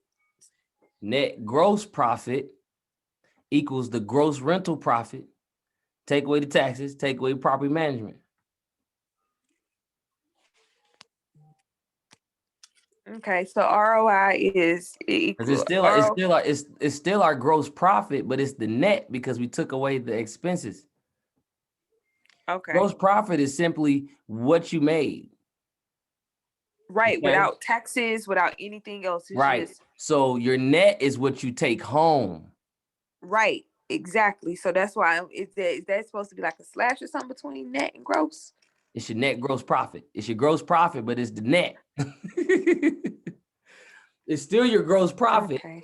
but it's the net. The net of your gross profit is what you take home, is what's yours. I mean, if you want to take off Okay. the names and change it, but I'm telling you, that's what your net gross profit is. Okay, so my net gross profit is 8,800. Right. So your net gross profit is 8,800, right? Your actual profit. This is your actual, your money in your pocket. Okay. How much was our all-in cost from our equation right there? The 100K. How much did the investor pay for that house? He paid 65. Nope. How not? Look at the math. You asking me how much he paid, Yeah. not how much it's worth. Yeah. He paid 65 with my wholesale or the buyer, how much the buyer paid. Did he put in his rehab? How much was his rehab? His rehab was 10,000. So how much did he pay altogether? Okay, so it's 100,000. And then you multiply 100,000 by 0.75 because he's not paying the full amount. That gives us times 0.75 that gives us 75,000. Okay, but then you have to subtract the rehabilitation costs, which is another $10,000, which puts us at 65. Wait, you still going off yourself. Listen, we offer 55,000 for the house, right? Yeah. And then he paid for the house 65,000 because you put your wholesale on there, right? Right. So he But paid 65,000 for. Right, but he also then had to go in and pay another 10,000 because he had to pay that extra rehab money. Oh shit. Okay, so when it's concerning You gotta the pay all that. buyer, you're adding it back. Not Right. okay. So he end up paying 75 for the house. $75,000.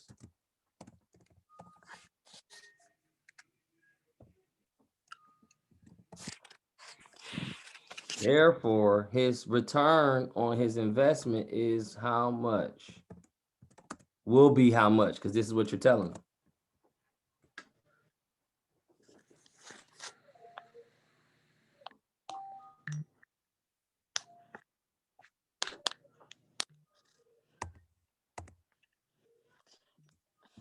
You asked me how long 11%. Where did you get that from? 8,800 divided by 75,000.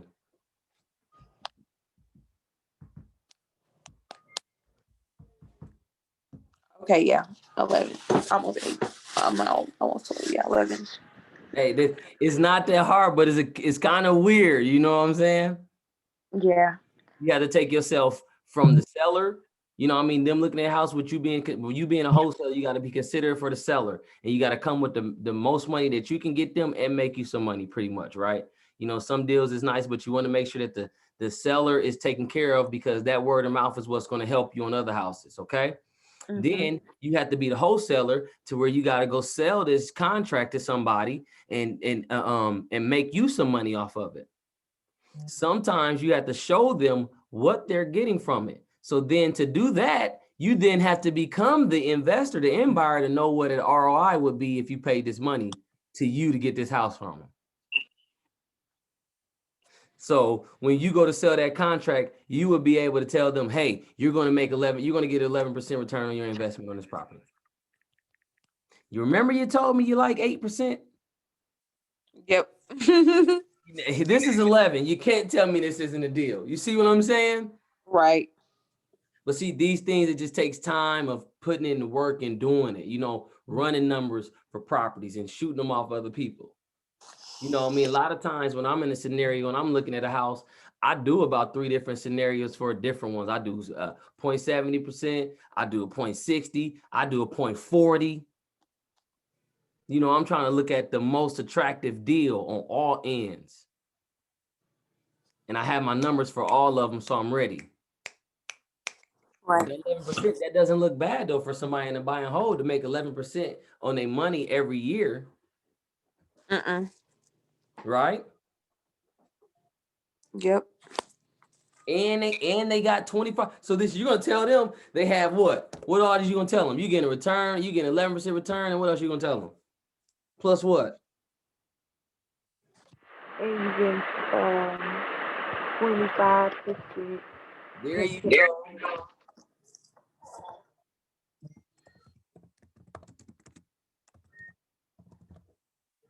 And you getting 25% instant equity. So after you do go put those repairs in that house, right? That's worth 100,000 right now. ARV in the area is probably 150. You're gonna go refi that and go be able to do you a whole nother flip.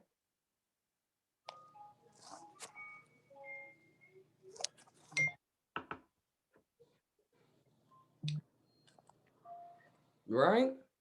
That's the hardest one. Okay.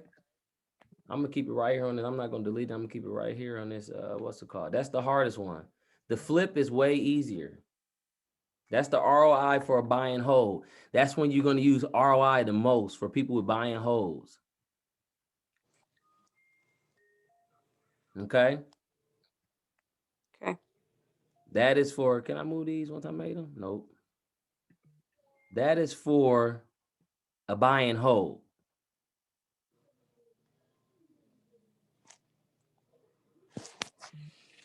For a flip is way easier. I don't want to write it all the way out.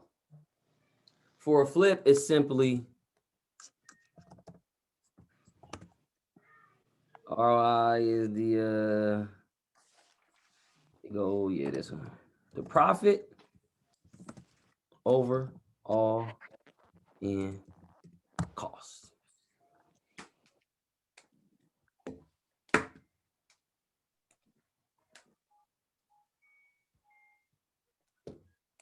right? Mhm. We do one real quick, real simple and easy, simple and easy. Say we got okay, same house. What was it? The $100,000 house. They wanted to flip it, so these people put $10,000 in it, right? So they can get people in there rent it. But to flip it, you know, you got to be ready for the market. So they ain't put no 10,000 in it. Where was they at? No, they put 20,000 in it, right? They bought it for 75. You know what I mean? 65. They bought it for 65. Put the 10,000 in it. Let's say all in. We already know the all in is about at 100,000 when they came in all in. Say they profited 35,000 off of it, right? All you're gonna do is this.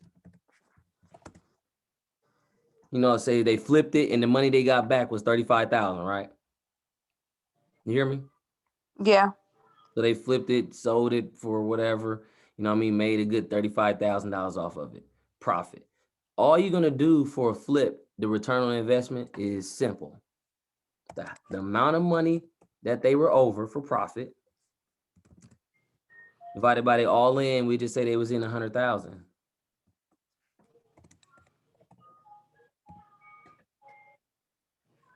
What's the percentage on that? 1 second.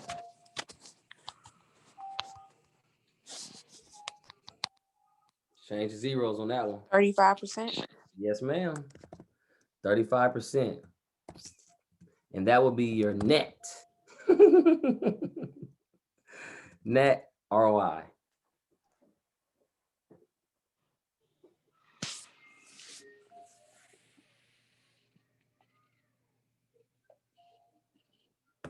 This is when you're dealing with your more seasoned investor and they only want to see numbers.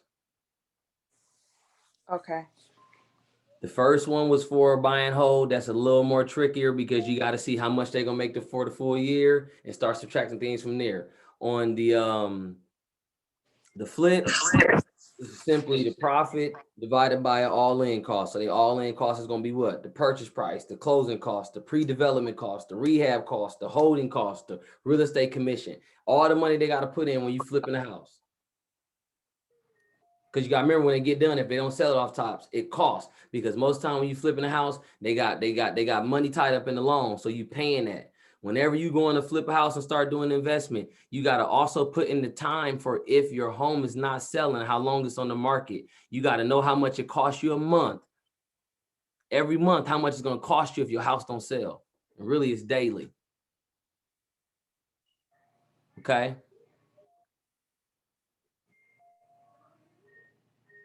You hear me, Jalen? Yep. I know we're going to have to go over this again and play with some numbers. I'm looking at the numbers, trying to like kind of trying to plug in different numbers in my head to see. Right?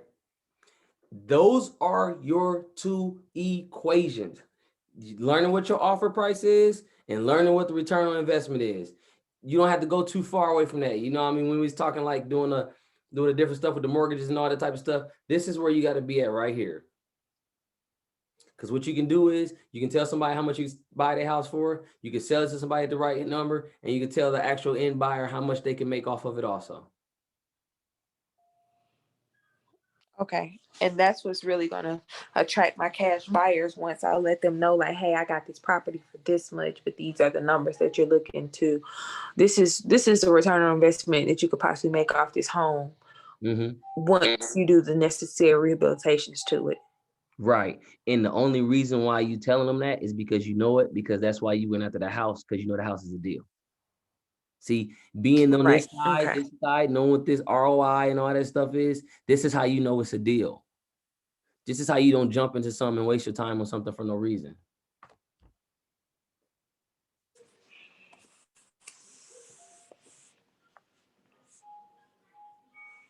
It's a repetitive thing. It's not hard. It's not simple. It's not easy. It's simple once you learn it. It's simple.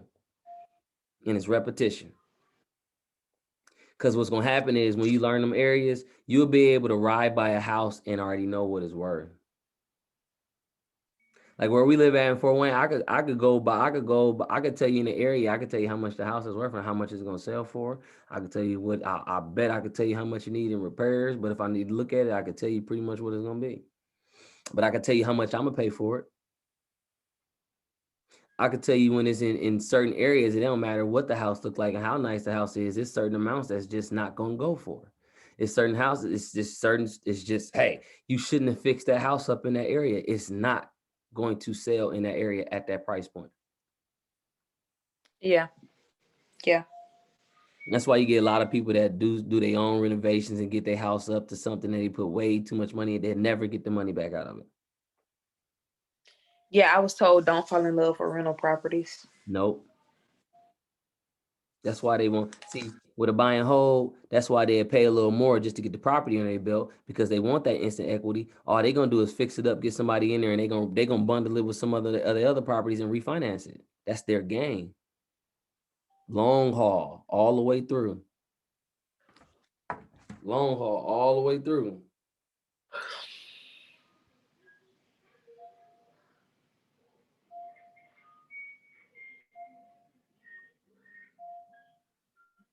You feel me?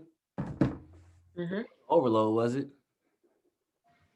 No, but I No. do want to play around with some different numbers, And it's especially not like some easy whole numbers, like 100,000. Like I want to play around with some real numbers, like 235 or 169 but remember most of your or houses. But remember, well, I mean, you can do that 169, but most of your houses, like in your wholesale game, you're gonna be. I mean, it's gonna be whole numbers. Your off number is gonna be the 500. Because most of the time you can tell them we'll do 45,000, we'll do 35,000, we'll do 120,000. Okay, we'll do 125. No, 120, 500. Okay, well, we'll do, okay, no, all right, well, we'll do 120 and you take on all closing costs. That's when them different numbers come into play. okay. Most of your numbers is gonna be whole numbers. It's gonna be the number off numbers is gonna be sevens, but it's always gonna most likely be zeros. I haven't done that one deal that said, yeah, we're gonna pay 38.5, 242.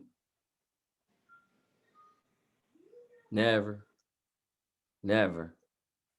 The numbers just get different when the it comes out different at the end when all the expenses and the taxes and all those different things are paid at the end, fees and stuff like that. That's what turned the numbers. But yeah, definitely want to get the plan with that because this is right here is where it's at. This is your numbers. You got your numbers. Think about where we at right now because you got to think about how much you're learning. You can only take so much in. The most key thing, I'm going to tell you right now, the most key thing from this whole thing is getting your business structure properly. Because look, all these numbers and all that type of stuff, you do that on top of your business being structured properly and you handle yourself as a professional, you're going to put yourself what? Miles ahead of other wholesalers. That is our key. We want to be the go-to. We want to be the go-to. Everybody know these equations. Everybody know how to go and call and do that. But are they in position to be the company to take everything? Or does the cash buyers like you? Do they know you come with deals? Are they calling you? Are they blowing you up? So think about it. We got our business structure. We already know the positions needed. So that lets you know what you got to do in your business. Yeah, you could be like, yeah, I'm just gonna go check out a couple houses like that. All that, be like, oh, let me think as a marketing manager. Let me think as a lead manager. Let me think as an acquisition manager. Because as you go through these steps, you're already gonna see, where you're gonna need help in from yourself and for your business. Okay. You know what I'm saying? This is Hmm. key. This is key. You already know how to go build. That's how you got the information on why to get out your market right now. So you know it's key that you need to talk to the people in your market. We got that. Now we got the equation. Now we got the numbers part. Now, look, we got the script. It ain't gotta be no long drawn out all that stuff because it's quick. You gonna know you're not gonna waste your time on just trying to sell somebody on selling a house. Nah, it's quick because you want to go to the next person, next call. That's why you don't want to hire VAs off tops. You want to learn it so you can learn what's going on a little bit. Right. Just like Melody told you, she said, we've made thousands of dollars off this right here. It ain't gotta be that hard. It ain't that Right. hard. It ain't that hard because listen, it's a mental thing. All this extra stuff, all it does is build your confidence. It's being confident on the phone when you're talking to people. Remember, we're talking about thousands of dollars. Just like when you're talking to them people out there in that white neighborhood, they trying to shun you out. They ain't trying to let you know, like, yeah, Mugs is flipping them. But they like, oh yeah, you bring your little black ass, your little black girl around here, you ain't buying none of this shit, or they gonna tell you you can't afford it. Right. Right? If I come in like with my gorilla mode picture, if I always come like that, what you gonna tell me I can't afford? What you mean? I can't afford it? No, I definitely can't afford it. I don't want yours. I'm gonna get the one next door. And we're gonna be out here like, you know what I mean? For real. For real. For real. Pretty much where we're gonna go through now. I mean, I know we missed a day, but really we got to the formulas and you in the game. I mean, it's like blessings type stuff because usually we'd be coming into Friday and we have multiple people, we'll be coming in Friday. Friday really is a Q&A and everybody pitch it. You know what I mean? Everybody really Thursday. Sell me as this person, sell me on this person. Now look at those houses right there. We skip tracing them and you're calling them. All right. Pretty much it. And just being prepared before you call them. How much you gonna offer this person? We already seen that you don't know the repairs. You already know, but you know how much you gonna offer it. How much would you pay for this house? Like, you know how that's the thing. That's the next thing that we doing to get this thing rocking and rolling. But we getting on the phone. Your butt getting on the phone. I'm putting you on the phone.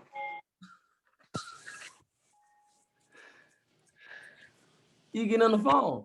But for real, and the thing is the key, because that's all it would and would be over. But you about to be able to listen. I'm trying to tell you right now, you about to get this training with Melody.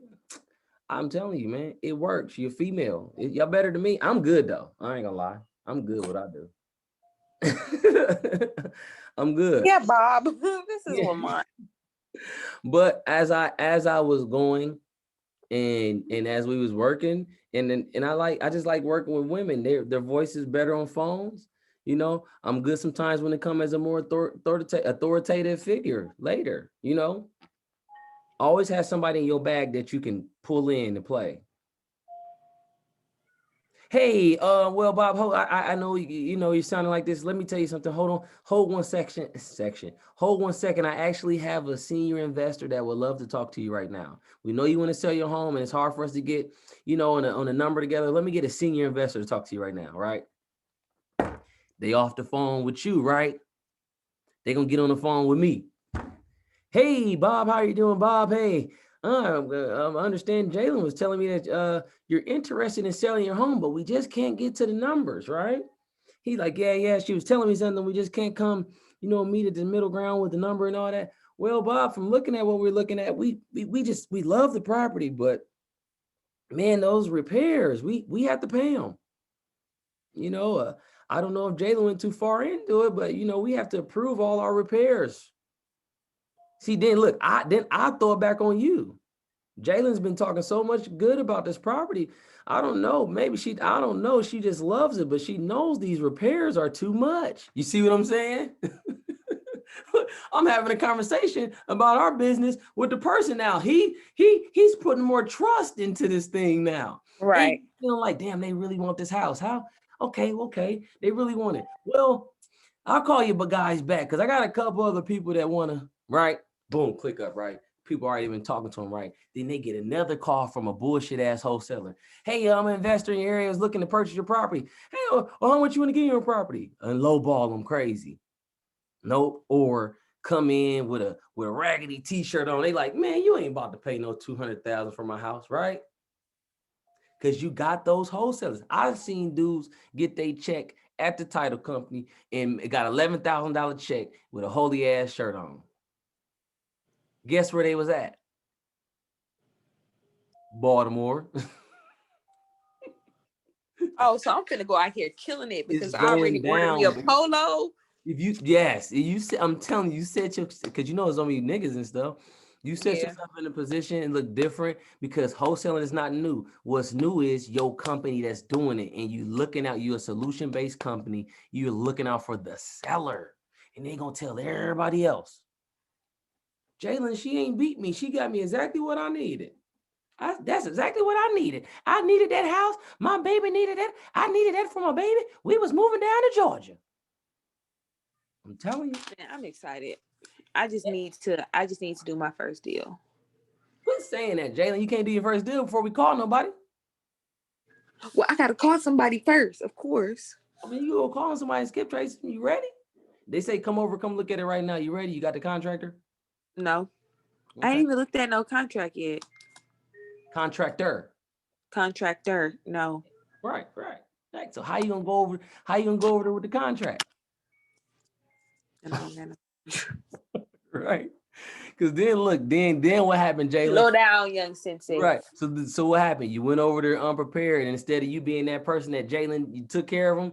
Oh no, I met her. Yeah, she came over. Oh, she's doing a little better now with her business. But I remember when she came over, she ain't know nothing about what she was talking about. What? I was just about to call her.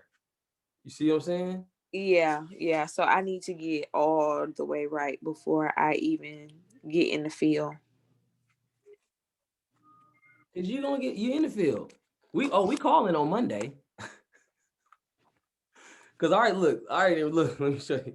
Remember I told y'all I wrote your what's it called down, and I was like, because I'm gonna make a new list for that area for us.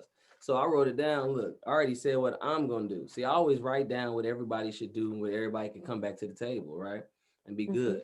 I already had it. Like I'm gonna make sure I get that Baltimore assessors so I can look at those property. I love looking at the state tax numbers because those are raw numbers. And also the assessors go out every year and they do an appraisal or evaluation on houses themselves. You know that? Mm-mm. Every year, and it's a all public record, right? And I'm also going to find the right title company in Baltimore that we can use. And I'm going to talk to them specifically and make sure that they can do these deals. Okay. So, Man, I want you to shit for that because I was really, really, really, really kind of getting discouraged with dealing with the people that's in this area. I know it's a good old boys club. hey, and then guess what? All we do is go to another area. Or, Did you see them deals that was in this area? hey, Jalen, or you get you a white girl on your team. Didn't I just tell you I don't even fucking know nobody down here? Even better. Because you only going to be meeting somebody trying to make some money.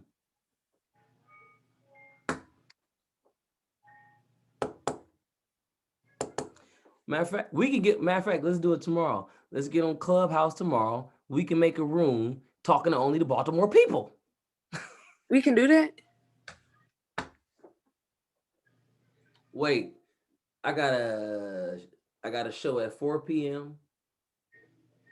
I got a show at 10 p.m. because I got our time at 8 p.m. We can get on early and we can do a room because we're gonna be working next week. I'm working you through your first deal anyways. Okay. The mother suckers loathed. They pay the money, they loathed. But most people don't, they're not serious. They're not serious. That first call on Monday, it was one other person. There was supposed to be 3 other people on that. They paid for the boot camp?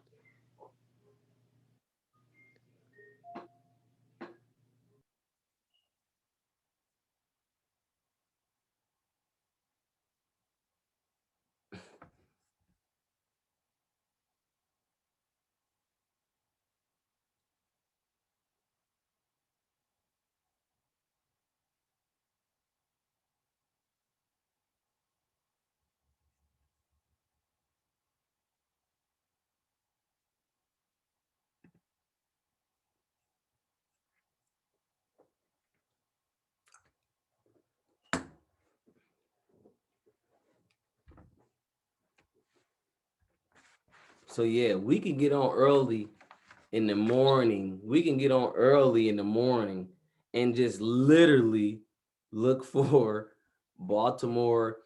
We might find well, no. I would say wholesaler. We not even really telling what we're trying to do because you don't want them in your business yet.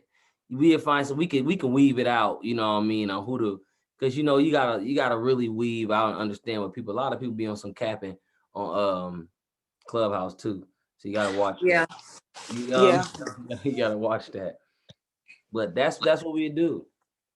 That's what we do. But I got another avenue to go through. I got another avenue to go through on that whole title company edge on that out there.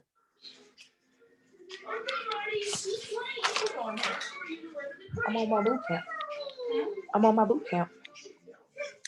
So let's reconvene. What time you getting up? I'm gonna be up early, really. Just really text. What's early? What time? Look, I'm dedicated. You tell me what time I need to be up, and I'm up.